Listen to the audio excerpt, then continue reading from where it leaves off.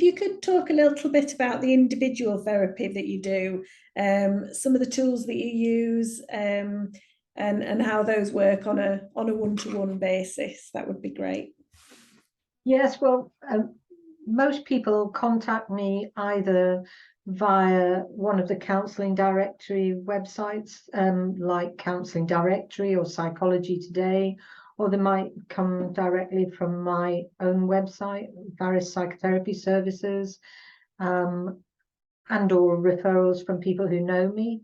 And they usually either contact me by phone or by email, and they give me a little background as to what their issues might be, and or I ask them to give me some flavour of what's going on for them to see if I can help.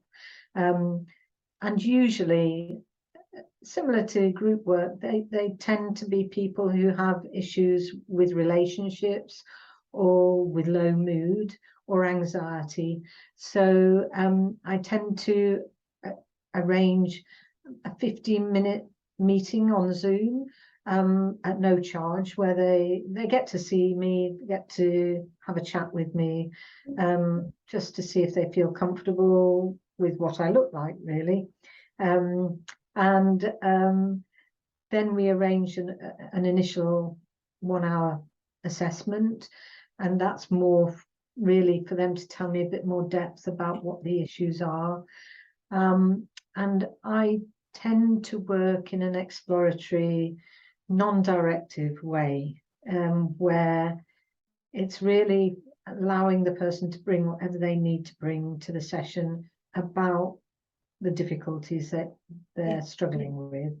And we explore, sometimes going back into the past, into relationships in the past, to see if there are patterns and what those patterns are linked to, whether there's something that's triggered them.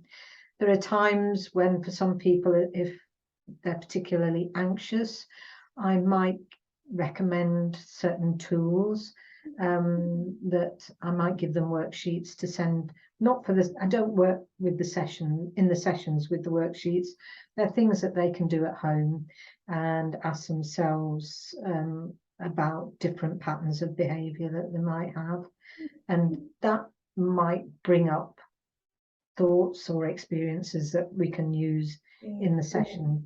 I also ask them what they think about when they're dreaming, because it's really important to think about dreams, because they may give you answers to things that you haven't really thought of. And initially, in the first few sessions, I may be more directive, suggest reading material, things like that, or mindfulness, meditation, and I have various meditations that I could send to people.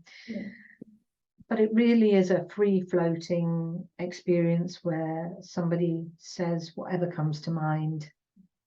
So you sort of create that environment for them to be able to get to that point where they can start to sort of discuss their deeper kind of issues a little bit more over time. Yeah.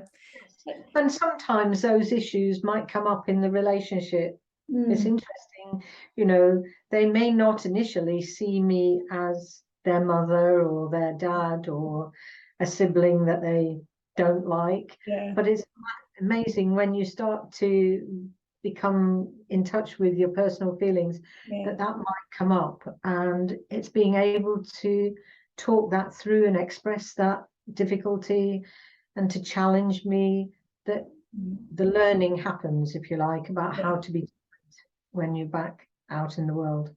And would you, just as an aside, would you say that generally when people do make that step to get in touch with you through, you know, various sort of pathways there are to do that, do you find that they've been wanting to do that for a long time? Does it take people quite a long time to make that step to actually contact a professional to get some help?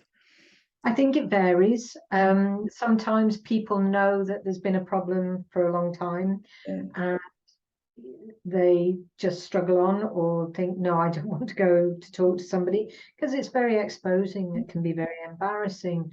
But then something might trigger an event that they know is a repetition of something that's happened before, and they really need to sort it. Yeah. Most often, the people who come to see me, they've had an issue that's been going on and on for quite a while.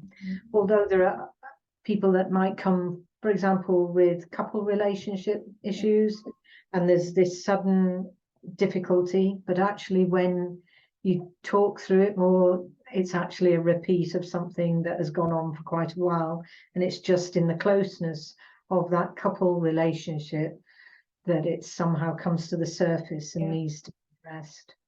Yeah. So in a way, when you're doing those first sort of conversations with somebody new, it's you know, recognizing all those different ways that they might have come to the point where they've which obviously with your experience, you know, you can sort of understand that quite easily. So, and it's to help them feel comfortable enough to open up and think about it. Yeah. Because it's very nerve-wracking going to see a complete stranger and having to lay your demons out, if you like. Yeah. And sometimes actually people don't come because they've got problems. They come because they're curious. Yeah. Their inner world and dream life. Yeah. Just wanting to explore that part of the life a bit more. So would you say that working online has made a difference to people deciding to start therapy? Do you think it's broken down a barrier? Do you think it's made it easier for some people when they're not having to be physically in a room with a psychotherapist? I'm interested on your opinion on that. I think that varies. Some people definitely prefer to be seen in person, and I have people at the moment who are waiting for me to go back to in-person therapy. But there are also people who are from further afield and have heard about me, right, and want to see me. Yeah. So wanting to see me online rather than go to another therapist.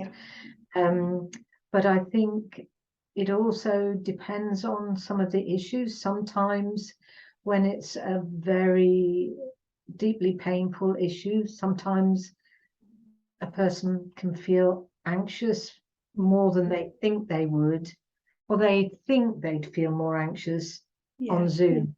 Okay. But actually, I think it depends on how the therapist is with them as well, because most people who've come having agreed to meet me on Zoom, they give it a go, even though they'd have preferred to see me in person. But I think with the current situation, I think there's still too much risk at the moment with COVID, at least coming through this next winter. I would prefer to protect both my clients and myself. And actually, I think some people, they wouldn't be able to see a therapist if they didn't see them on Zoom, because they're too far away from a therapist. So I have people who are working all over the UK, so can't regularly commit to one place. So being on Zoom, it's a real benefit for them. So it gives more equality of access, actually, than a face-to-face therapy might.